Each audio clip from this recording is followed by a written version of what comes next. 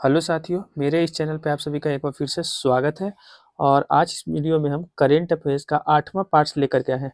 पहले हम 7 part complete कर चुके हैं। अपने चैनल पे हम प्लेलिस्ट बना दिए हैं, वहाँ से आप जा कर के देख सकते हैं। और एक और बात कि जो हम इस करेंट अफेयर्स को करवा रहे हैं, ये हैंड रिटन वे में है और इसका पीडीएफ आपको चाहिए तो 9572589800 पे मैसेज कर दीजिएगा, हम आपको दे देंगे। तो चलिए, आज का पहला क्वेश्चन है कि पहला न्यूक्लियर पावर्ड मिसाइल का टेस्टिंग कहाँ पे किया गया है। तो पहला न्यूक्लियर पावर्ड मिसाइल का टेस्टिंग जो है वो रूस में किया गया है। क्वेश्चन पूछा हुआ क्वेश्चन है, तो भविष्य में पूछा जा सकता है। अगला क्वेश्चन है दूसरा नंबर कि 8वें वेतन आयोग का अध्यक्ष कौन है, अभी वर्तमान में है या फिर 8वें वेतन आयोग का अध्यक्ष कौन है। तो रंजना प्रकाश देसाई है। बहुत बार क्वेश्चन पूछा गया है कि 8वें वेतन आयोग का अध्यक्ष कौन है, तो रंजना प्रकाश देसाई। इसके बाद अगला क्वेश्चन है कि एक व्यक्ति है सतीश शाह, जिनका हाल फिलहाल में निधन हुआ है। तो सतीश शाह का संबंध किस चीज से है और इनका निधन 74 वर्ष की आयु में हुआ है। तो सतीश शाह एक अभिनेता है। तो याद रखिएगा, सतीश शाह एक अभिनेता है जिनका निधन 74 वर्ष की उम्र में हुआ है। अगला क्वेश्चन है कि चुनाव आयोग ने कितने राज्य या केंद्र शासित प्रदेश में एसआईआर जो है कराने का घोषणा किया है। तो जो चुनाव आयोग है वो अभी हाल फिलहाल 12 राज्यों में जो है घोषणा किया है कि हम एसआईआर करवाएंगे।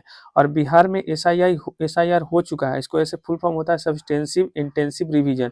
तो ये एसआईआर जो है बिहार में हो चुका है और बाकी 12 राज्यों में करवाने का घोषणा किया गया है चुनाव आयोग के द्वारा। चलिए आगे चलते हैं। अगला क्वेश्चन है कि भारत ने किस राज्य को प्रूशियन ब्लू कैप्सूल उपहार में दिया है। भारत द्वारा दिया गया है प्रूशियन ब्लू कैप्सूल उपहार में। तो किस देश को दिया गया है, तो इंडोनेशिया को दिया गया है। अच्छा, एक क्वेश्चन पूछा जाएगा कि जो ब्लू कैप्सूल है वो ब्लू कैप्सूल है क्या। तो यह एक रेडियोलॉजिकल एंटीडोट है। रेडियोलॉजिकल एंटीडोट है जो शरीर के अंदर जो सीजियम 137 होता है उसको खत्म करता है। तो सिंपल सा भाषा में बोले तो जो प्रूशियन ब्लू कैप्सूल उपहार में भारत ने किसको दिया है, तो इंडोनेशिया को दिया है। प्रूशियन ब्लू कैप्सूल है क्या, तो एक रेडियोलॉजिकल एंटीडोट है और इसका काम क्या होता है, तो इस सीजियम 137 को जो शरीर के अंदर होता है उसको खत्म करता है। चलिए अगला क्वेश्चन की तरफ चलते हैं। गुजरात के वर्तमान अभी में नए उप मुख्यमंत्री बने। पता होगा कि वहां का पूरा मंत्रिमंडल को भंग कर दिया गया था, उसके बाद नया मंत्रिमंडल का विस्तार हुआ था। तो गुजरात के वर्तमान में जो उप मुख्यमंत्री बने थे वो कौन बने हैं, तो हर्ष संघवी बने हैं। हर्ष संघवी वहां के वर्तमान में उप मुख्यमंत्री है, लेकिन वहां का सीएम पूछा जाए तो भूपेंद्र भाई पटेल वहां के वर्तमान में सीएम है। और कभी एजुकेशन मिनिस्टर वहाँ का गुजरात का पूछा जाए तो रीवा जडेजा। रीवा जडेजा वही है, रविंद्र सिंह जडेजा की वाइफ है। तो रीवा जो जडेजा है वो एजुकेशन मिनिस्टर है, वहाँ के सीएम है भूपेंद्र भाई पटेल। और वहाँ के वर्तमान में जो उप मुख्यमंत्री है वो है हर्ष संघवी। तो ये कहाँ का बात हो रहा है, गुजरात का। ठीक है, चलिए आगे चलते हैं। आज का अगला क्वेश्चन है कि ग्लोबल हंगर इंडेक्स 2025 के अनुसार, ग्लोबल हंगर इंडेक्स 2025 के अनुसार भारत का रैंक कितना है। तो भारत का रैंक 102 है। पूरा 123 देशों में भारत का स्थान 102वां है। तो ये बहुत बार एग्जाम में क्वेश्चन, हाल फिलहाल दरोगा में भी क्वेश्चन पूछा गया था कि ग्लोबल हंगर इंडेक्स 2025 में भारत का रैंक कितना है, तो 102 है। कितने देशों में, तो 123 देशों में। देखिए रैंक आप ध्यान दीजिएगा, 2025 का हम जिक्र किए हैं, तो इस पे आप गड़बड़ मत होइएगा, चेंज होते रहता है। तो 2025 में 102 था। इसको जारी कौन करता है, तो इसको जारी करता है कंसर्न कंसर्न वर्ल्ड वाइड, जो कि आयरलैंड का एक संस्था है। और वेल्थ हंगर लाइफ, जो कि एक जर्मनी का संस्था है। ये दोनों मिल करके ग्लोबल हंगर इंडेक्स को जारी करता है। अगला क्वेश्चन है कि कॉमनवेल्थ गेम्स जो 2030 का हुआ होगा, 2030 में होगा, वो कॉमनवेल्थ गेम 2030 का आयोजन कहाँ पे होगा, तो भारत में होगा। अगर 2026 का पूछा जाए तो स्कॉटलैंड में। 2026 में होगा स्कॉटलैंड में और 2030 वाला आयोजन होगा भारत में। तो दोनों आप पढ़ लीजिएगा। कॉमनवेल्थ गेम 2030 का आयोजन होगा भारत में और 2026 वाला कहाँ पे होगा इसका आयोजन, तो स्कॉटलैंड में होगा। अगला क्वेश्चन है कि समुद्र शक्ति नौसेना अभ्यास का बात हो रहा है। समुद्र शक्ति नौसेना अभ्यास जो कि एक तरीके का द्विपक्षीय अभ्यास है। और ये जो समुद्र शक्ति नौसेना अभ्यास है वो किन दो देशों के बीच में होने वाला युद्धाभ्यास है, तो भारत और इंडोनेशिया के बीच में होने वाला युद्धाभ्यास है। और 2025 में 14 से 17 अक्टूबर के बीच में इसका आयोजन किया गया था और इसका आयोजन विशाखापट्टनम में किया गया था। तो आपसे क्वेश्चन यही पूछा जा सकता है कि समुद्र शक्ति नौसेना अभ्यास किन दो देशों के बीच में होने वाला द्विपक्षीय अभ्यास है, तो भारत और इंडोनेशिया के बीच में। इसका आयोजन कहाँ पे किया गया था, विशाखापट्टनम में किया गया था। चलिए अगला पेज में चलते हैं हम लोग। अगला पेज का पहला क्वेश्चन है कि एक पंकज धीर है जिनका हाल फिलहाल निधन हो गया है, तो पंकज धीर का संबंध किस चीज से है? तो पंकज धीर जिनका हाल फिलहाल निधन हुआ है, ये एक अभिनेता है। तो कौन है? एक अभिनेता है। इसके अलावा अगला क्वेश्चन है आज का कि हेनले पासपोर्ट इंडेक्स 2025 के अकॉर्डिंग, हेनले पासपोर्ट इंडेक्स 2025 के अनुसार भारत का रैंक कितना है? तो 85 है। ये भी क्वेश्चन बहुत बार एग्जाम में देखने को मिला है। अगला है आईटीबीपी के नए महानिदेशक कौन बने हैं? तो आईटीबीपी के एक नए महानिदेशक प्रवीण कुमार बने हैं। आईटीबीपी के नए महानिदेशक कौन बने हैं? प्रवीण कुमार बने हैं। अगला क्वेश्चन है कि रेडी रिलीवेंट एंड सी सर्जेंट, रेडी रिलेवेंट एंड सी सर्जेंट 2 के लेखक कौन है? तो जनरल अनिल चौहान है, जो कि सेकंड सीडीएस है भारत के। तो सेकंड सीडीएस है भारत के जनरल अनिल चौहान, इनका एक पुस्तक है ready relevant and re sergeant 2 के लेखक है। ठीक है। अगला क्वेश्चन है कि आईएमएफ, इसका फुल फॉर्म होता है इंटरनेशनल मॉनेटरी फंड। तो इंटरनेशनल मॉनेटरी फंड का पहला उप प्रबंध निदेशक कौन बने हैं? आईएमएफ यानी इंडियन इंटरनेशनल मॉनेटरी फंड का पहला उप प्रबंध निदेशक डैन कैटेज बने। कौन बने? तो डैन कैटेज। अगला क्वेश्चन है कि गाजा युद्ध समाप्ति हेतु घोषणा पत्र पर हस्ताक्षर किया गया है। तो ये हस्ताक्षर कहाँ पे किया गया है? तो शर्म अल शेख में किया गया है। शर्म अल शेख में जो है वो गाजा युद्ध समाप्ति हेतु घोषणा पत्र पे हस्ताक्षर किया गया है। अगला क्वेश्चन है कि भारत के नए सीजीए यानी महालेखा नियंत्रक किसे बनाया गया है? भारत का नया सीजीए यानी महालेखा नियंत्रक किसे बनाया गया? तो टीसी कल्याणी को बनाया गया, टीएस कल्याणी। भारत के नए सीजीए महालेखा नियंत्रक बने हैं टीएस कल्याणी। अगला क्वेश्चन है कि एक मत्स्य शक्ति परियोजना है। तो सबसे पहले मत्स्य शक्ति परियोजना जो है वो कौन से सरकार की योजना है? तो केंद्र सरकार का एक परियोजना है। इसको लागू कहाँ पे किया गया है? तो केरल के राजधानी तिरुवनंतपुरम में इसे लागू किया गया है। मत्स्य शक्ति परियोजना को लागू कहा गया है? तो केरल के राजधानी तिरुवनंतपुरम में लागू किया गया है। यह एक तरीके का केंद्र सरकार का परियोजना है। इसके तहत क्या किया जाएगा? तो अल्पसंख्यक मछुआरा समुदायों को सशक्त बनाया जाएगा। तो मत्स्य शक्ति परियोजना के तहत अल्पसंख्यक मछुआरा समुदायों को सशक्त बनाया जाएगा। तो यही इसका मुख्य लक्ष्य है। तो क्वेश्चन मुख्य क्या बनेगा? मत्स्य शक्ति परियोजना है किसका? केंद्र सरकार का। कहाँ पे लागू किया गया? तो केरल के राजधानी तिरुवनंतपुरम में लागू किया गया है। किसके लिए लागू किया गया? तो अल्पसंख्यक मछुआरा समुदायों के लिए लागू किया गया है।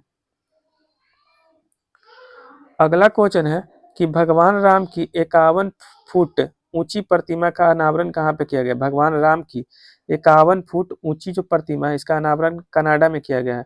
तो कनाडा में इसका अनावरण किया गया। अब कनाडा से संबंधित क्वेश्चन है कि कनाडा में भारत के नए उच्च आयुक्त किसे बनाया गया? कनाडा में भारत के नए उच्च आयुक्त अगर पूछे तो दिनेश के पटनायक को बनाया गया है। लेकिन अगर पूछा जाए कि भारत में कनाडा के नए उच्चायुक्त किसे बनाया गया है? तो क्रिस्टोफर कूटर को बनाया गया है। भारत में कनाडा के क्रिस्टोफर कूटर और कनाडा में भारत के दिनेश के पटनायक को बनाया गया नए ऊंचा आयुक्त। इससे क्वेश्चन एग्जाम में देखने को मिल सकता है। चलिए नेक्स्ट पेज की तरफ हम लोग अब चलते हैं।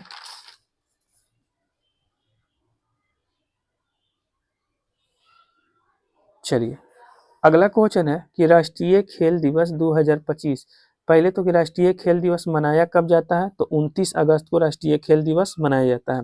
तो 2025 राष्ट्रीय खेल 2025 का बात हो रहा है, राष्ट्रीय खेल दिवस 2025 का बात हो रहा है। तो राष्ट्रीय खेल दिवस 2025 29 अगस्त को मनाया गया था। इसका थीम क्या है? तो इसका थीम है शांतिपूर्ण और समावेशी समाज को बढ़ावा देने के लिए।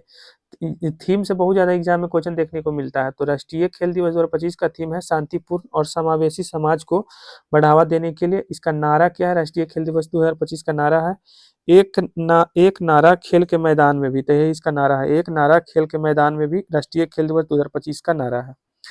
अगला क्वेश्चन है संघाई सहयोग संगठन यानी एससीओ, संघाई सहयोग संगठन का 25वां राष्ट्रीय अध्यक्ष शिखर सम्मेलन 2025 कहाँ हुआ है? तो इसका आयोजन हुआ है तियानजिन चीन में। ठीक। और भारत की तरफ से इसमें कौन शामिल हुए थे? तो भारत की तरफ से इसमें नरेंद्र मोदी शामिल हुए थे। क्वेश्चन फिर से एक बार पढ़ देते हैं। संघाई सहयोग संगठन यानी एससीओ का 25वां नंबर का, कौन सा 25वां नंबर का राष्ट्रीय अध्यक्ष शिखर सम्मेलन 2025 कहाँ शुरू किया गया था? तो तियानजिन चीन में। भारत की तरफ से कौन शामिल हुए थे? तो नरेंद्र मोदी शामिल हुए थे। अगला क्वेश्चन है कि आईएमएफ के नए कार्यकारी निर्देशक किसे बनाया गया? तो आईएमएफ यानी international monetary fund, international monetary fund के नए कार्यकारी निदेशक उर्जित पटेल को बनाया गया। आईएमएफ के नए कार्यकारी निर्देशक किसे बनाया गया है? तो उर्जित पटेल को बनाया गया है। अगला क्वेश्चन है कि विक्रम 3201 ये क्या है, तो एक भारत की पहली स्वदेशी चिप है। यानी क्वेश्चन पूछा जाएगा कि भारत की पहली स्वदेशी चिप किसे विकसित किया गया है, तो विक्रम 3201 को।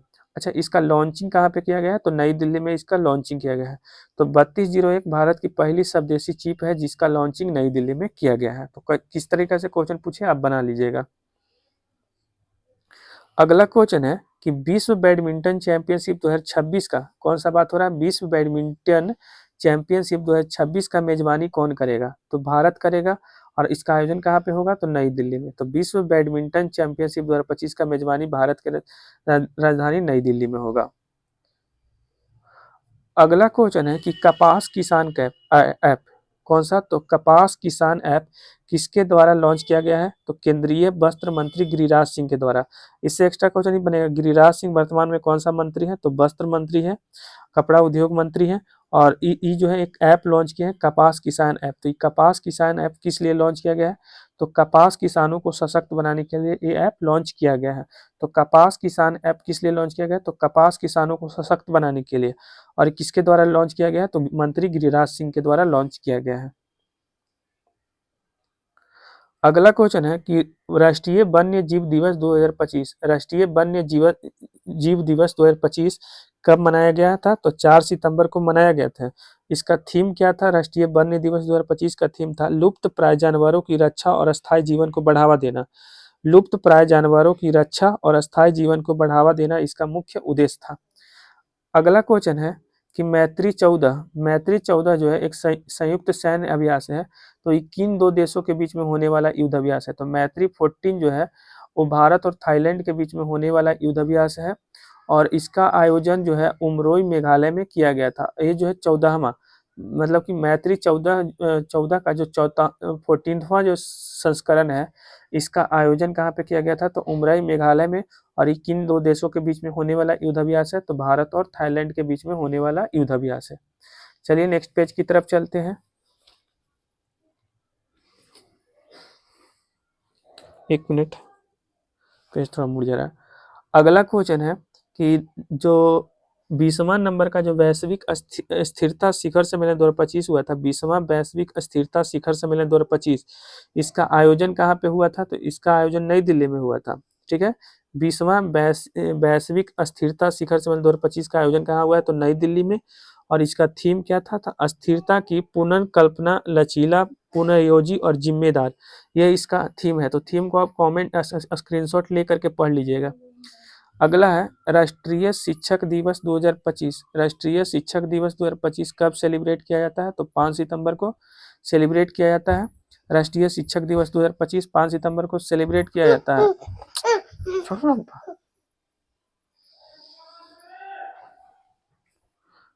राष्ट्रीय शिक्षक दिवस 2025 5 सितंबर को सेलिब्रेट किया जाता है। और इसका थीम क्या है, तो शिक्षार्थियों की अगली पीढ़ी को प्रेरित करना इसका थीम है। तो राष्ट्रीय शिक्षक दिवस 5 सितंबर को सेलिब्रेट किया जाता है और इसका थीम है परीक्षार्थियों की अगली पीढ़ी को प्रेरित करना, इसका थीम है। अगला क्वेश्चन है कि अन्नपूर्णा योजना जो है वो कहाँ पे लागू किया गया है, तो अन्नपूर्णा योजना बेंगलुरु शहर में लागू किया गया है।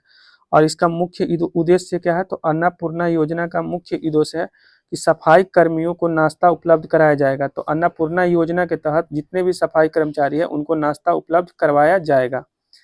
अगला क्वेश्चन है कि आईसीसी महिला विश्व कप 2025, तो आईसीसी महिला विश्व कप 2025 का आयोजन कहाँ पे होगा, तो भारत और श्रीलंका में इसका आयोजन होगा।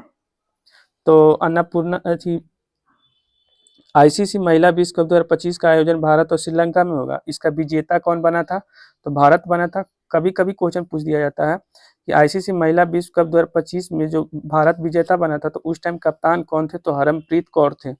और पूछा जाएगा कि उप विजेता कौन थे, तो साउथ अफ्रीका जो है उप विजेता थे। तो दोनों तरीका से क्वेश्चन पूछा जा सकता है, विजेता भी उप विजेता भी, और आयोजन पूछा जा सकता है। तो आईसीसी महिला विश्व कप 2025 का आयोजन भारत और श्रीलंका में हुआ था। विजेता भारत और उप विजेता कौन बना था, तो साउथ अफ्रीका बना था। एगो क्वेश्चन इधर छूट गया था कि थाईलैंड के वर्तमान में नए पीएम बने हैं वो कौन बने हैं, तो अनुतिन चार्न विराकुल बने हैं। अनुतिन चार्न विराकुल जो है वो थाईलैंड के नए पीएम बने हैं।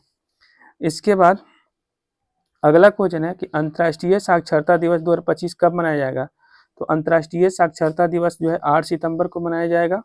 और इसका थीम क्या है, तो इसका थीम है डिजिटल युग में साक्षरता को बढ़ावा देना।